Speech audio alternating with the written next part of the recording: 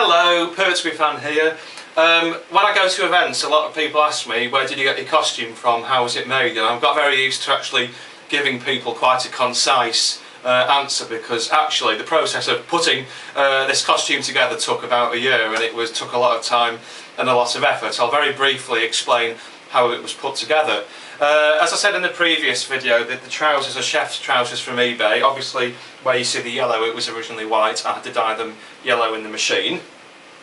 I got the waistcoat and the shirt at a sort of mini Doctor Who event at a steam railway near Leek somewhere, and I was just very lucky to be at the event in the right time, the right place, and stumble upon these two items. I also got from there the excellent material, the check material on the collar, which you can see there, which would have been very hard to find. The same material is on each of the pockets, as you can see, for example, on this pocket there. And it's also on a little section on the back, which you can probably just see there. I'll put the coat on in a minute. The sort of pink chain is a parrot chain from a pet shop of all places. Yeah, of course, this is the waistcoat that was worn in for much of season 23, apart from Terror of the Vervoids, with the teddy bear buttons on. And for the majority of season 23 in 1986, the Colin Baker's Doctor, Doctor 6, wore a red tie with white polka dots on. Of course, in the opening 4 episodes of Trial of a Time Lord, he wore the blue tie with the white polka dots on, which was seen in previous seasons, season 22, and his first story, The Twin Dilemma.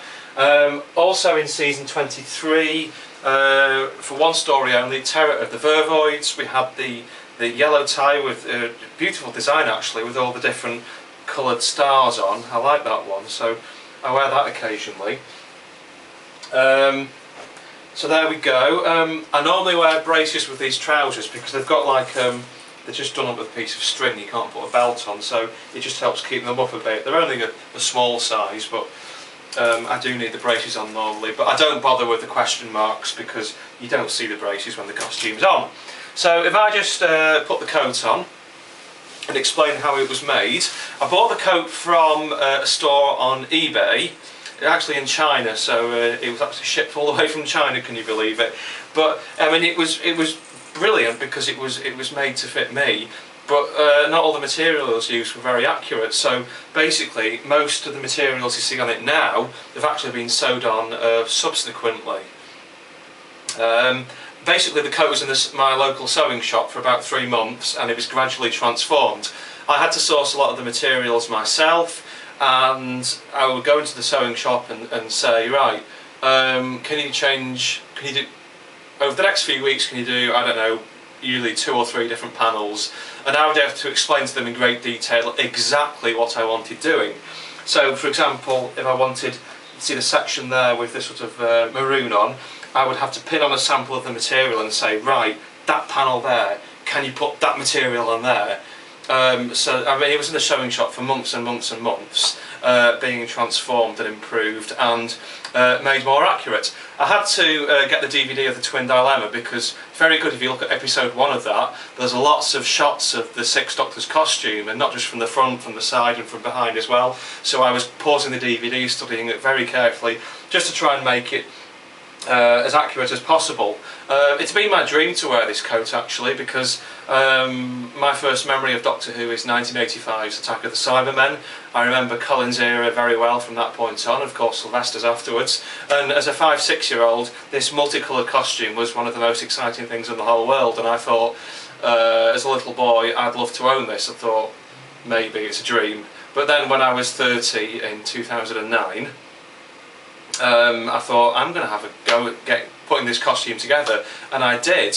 And as I said before, it was quite a lengthy process, but it was well worth the time and effort put into it, and also the money spent, because I wear it to lots of events now, and lots of people want photographs of me or photographs with me, or as I said before, how did you make it, where did you get the costume from, and I've got very used to telling people that, as I said earlier. It's a great mixture of colours, different pinks, sort of different tartan red, yellow, all different colours, lovely reds. I just think it's a beautiful, beautiful costume, and I know a lot of people have criticised it quite heavily, but I've always loved it, to be honest.